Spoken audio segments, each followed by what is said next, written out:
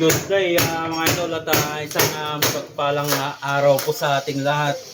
So may additional po si Madam dito sa terrace So babaklasin na rin po natin itong board na ginamit nila sapagkat nagbakbakan din po yung pintura, lumobo itong board.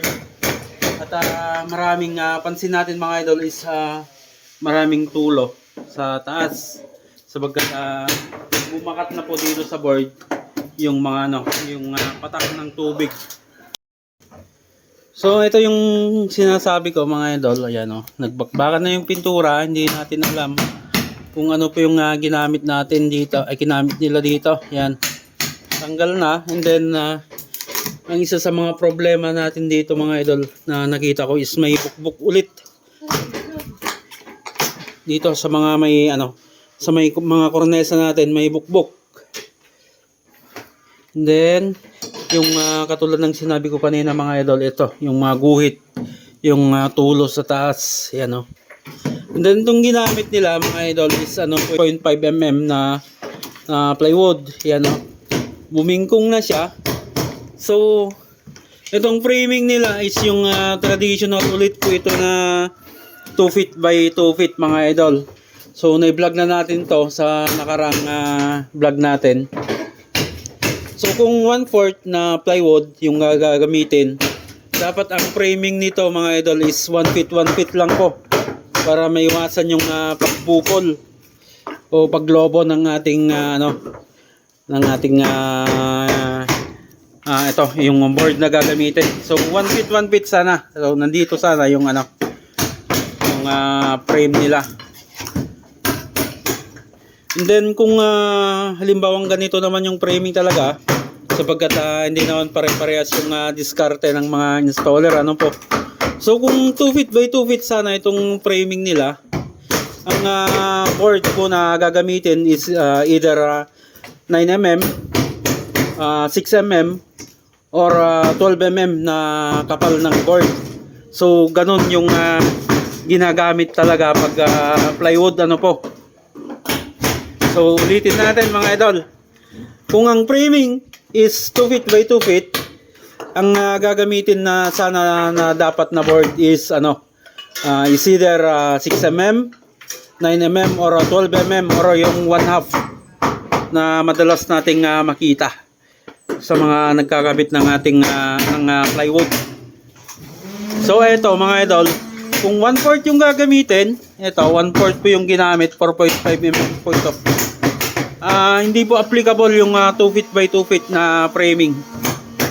Dapat ito 1 feet.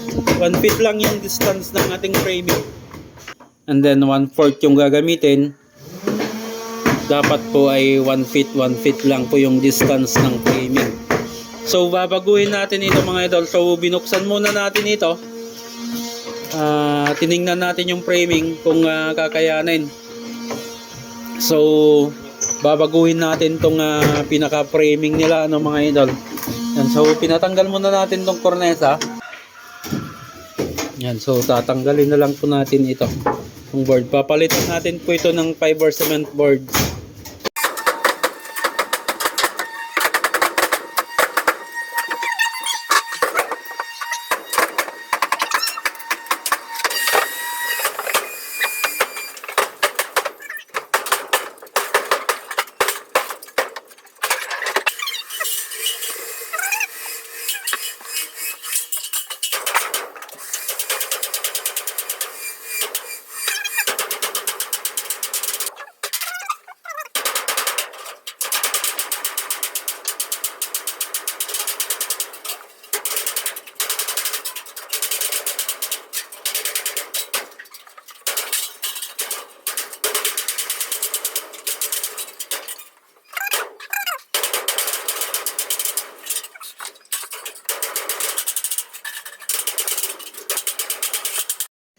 Yan mga idol, so pinabaklas na lang po natin lahat So hindi po ang layunin nito mga idol, kaya natin na-expose ito ay i-brag natin o kutyain yung ginawa ng ating kasamang installer dito po.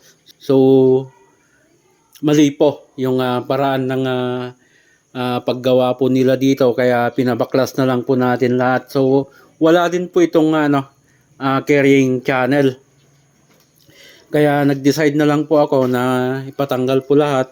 And then dito sa gilid mga idol is ano po ito, ginunting din po nila yung dulo ng ating metal fairing, katulad ng vlog natin nung binaklas natin sa sa master's bedroom. Kaya pinatanggal na po natin ito lahat dahil nasa outdoor po tayo. So ibig sabihin, pag outdoor mga idol is marami pong kalamidad na pwedeng mangyari dito, lalong lalo na pag malakas po yung hangin. Kaya tinanggal na lang po natin lahat, babaguhin natin yung framing. And then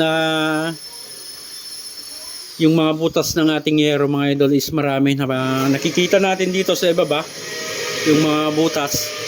Tatapalan muna natin yon, lalagyan natin ng sealant or bulkasil o anumang pambutas ay pang takip sa butas mga idol, para mawala na yung mga tulo. So ang gagamitin din natin dito mga idol is fiber cement board na, hindi na po plywood po.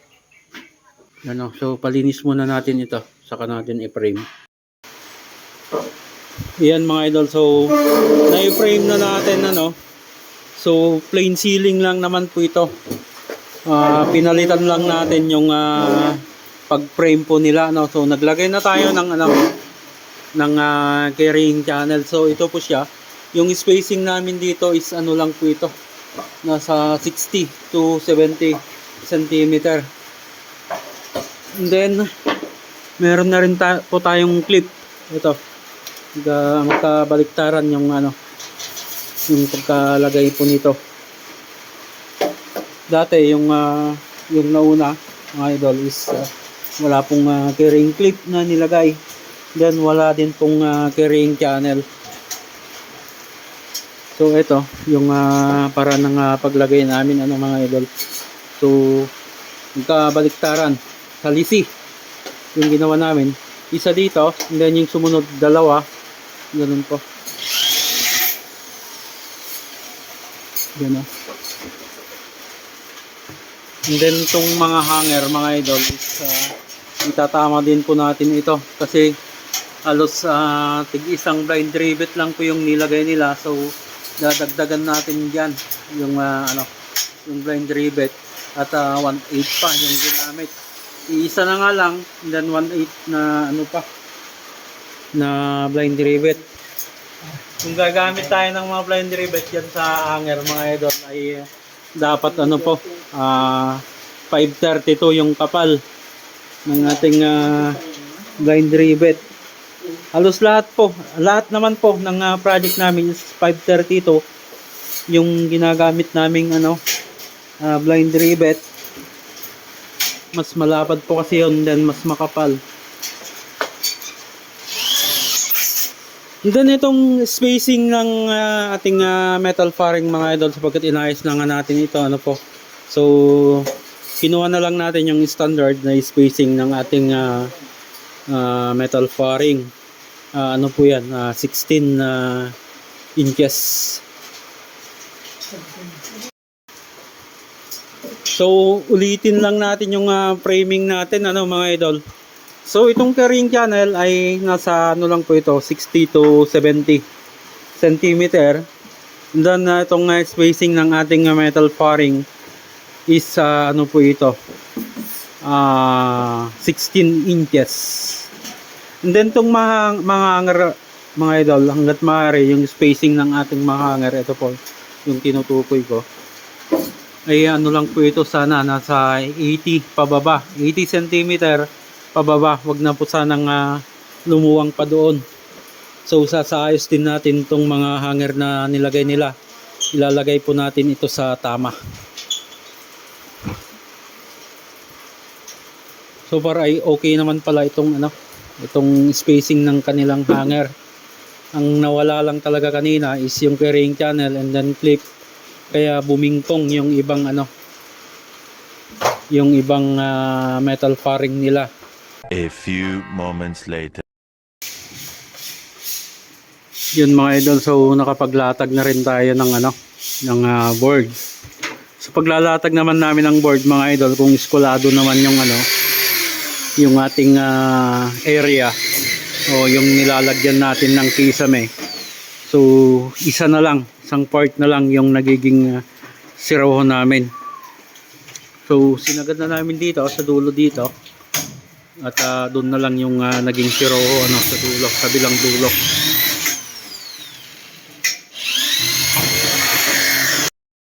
So yung spacing natin ng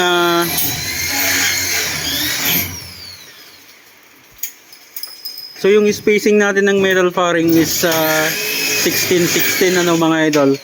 So wala na tayong bridging diyan. Hindi na tayo naglalagay ng bridging.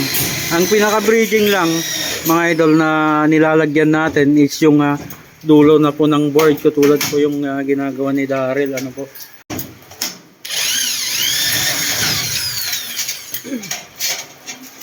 Talaga.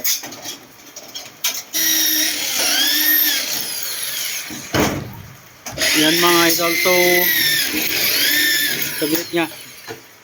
Yan mga idol, so ganito yung paglalagay namin ng bridging. Dito na lang po sa sa dulo ng board. Pag yung frame is 16 inches. So kung mapapansin nyo, hindi pa natin ni-rivet ito para may suksok natin tong pinaka-bridging nya. So kinat natin dito mga idol yung metal faring para may suksok natin. So okay na yan.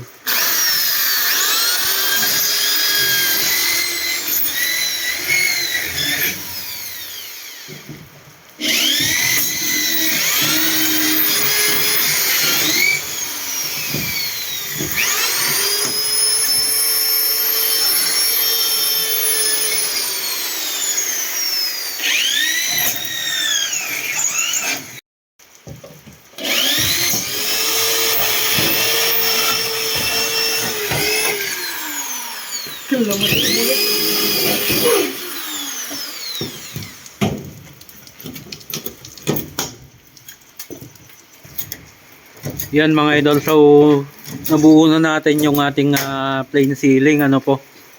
So yung yukat ng ating kisame ay mananatili po ito. So kung mapapansin nyo mga idol, is halos po ito 1/4 na yung nilalagay nating yukat nya or yung bikat nya o yung pagitan ng mga board. Mas makakaiwas po tayo ng ng pagputok ng ating kisame kung meron pong ganito pagitan ng ating mga board. And then yung pagitan naman ng ating blind rivet mga idol is 12 cm to 15 cm po yung pagitan lamang yung nilalagay namin, lalo na dito sa mga salubungan ng ating mga board. Yan And then hanggat maaari mga idol ay lubog na itong mga natin, blind rivet. So although hindi naman naiiwasan talaga minsan na merong lumilitaw. So yung mga lumitaw, yun ang i-grind natin mga idol. Hindi naman po puputputin lahat. Yung lumitaw lang yung i-grind natin. So ito mga idol yung natin, plain ceiling. 3 hours later. Pinamasilyan na rin natin yung bikat nya. Then nilagay na natin yung cornesa. Okay, so yan muna yung vlog natin dito sa ating project dito. Salamat mga idol. I-update natin to sa mga susunod na araw. Patapos na. So hanggang dyan mga idol. Lagi po tayong mag-ingat at God bless po sa ating lahat.